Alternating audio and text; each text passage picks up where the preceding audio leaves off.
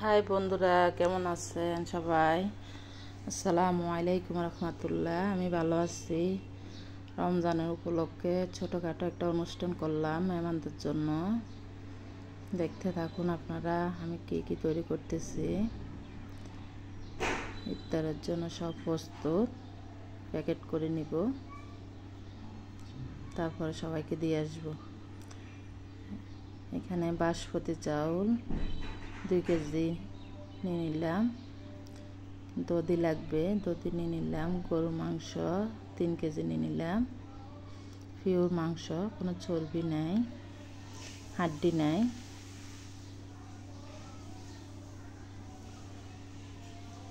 মাংসগুলা লবণ, মরিচ, হলুদ সব কিছু দিই, মশলা, এলাচ, দারচিনি, তেজপাতা সব কিছু বাটা মাখিয়ে রাখছি 1 ঘন্টা।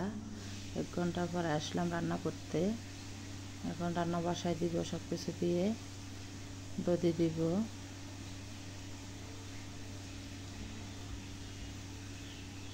পরিমাণ মতো দধি দিতে হবে, দিয়ে দিলাম দধি।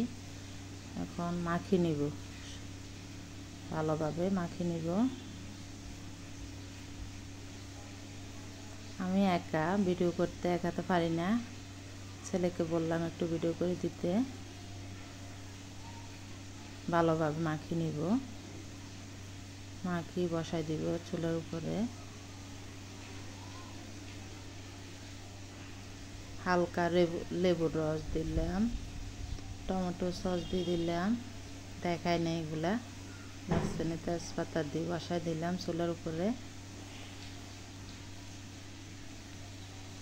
টমেটো, কাঁচামরিচ দিয়ে দিলাম, রান্না প্রস্তুত। একদিকে বুট সিদ্ধ দিলাম, যে বাসমতি চাউল ধুয়ে নিলাম, পানি গরম করে নিতেছি।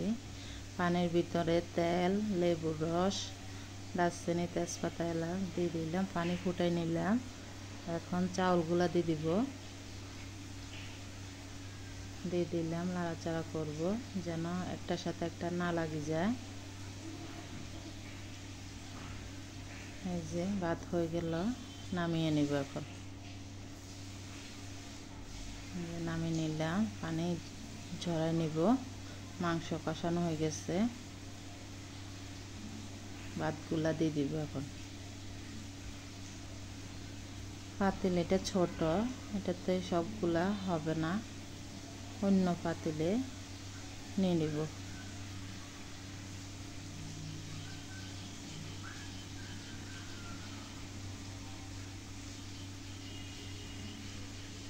এই যে নিয়ে নিলাম অন্য পাতিলে।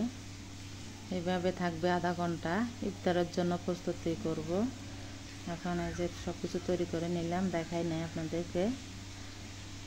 সব কিছু তৈরি করে নিলে এখন রান্না শুরু করব। বুট 1 কেজি, আলুর চপ, বেগুনি, ডিমের চপ, পেঁয়াজু সব কিছু বানিয়ে নিলাম। একটু দেখাইছি, ফুল ভিডিও দেখাই নাই। ফুল ভিডিও দেখাতে গেলে 15-20 মিনিট হয়ে যাবে। যে সব কিছু ভাজা হয়ে গেছে। একটা তরমুজ নিয়ে আসলো, 600 টাকা তরমুজটার দাম। আল্লাহ হাফেজ।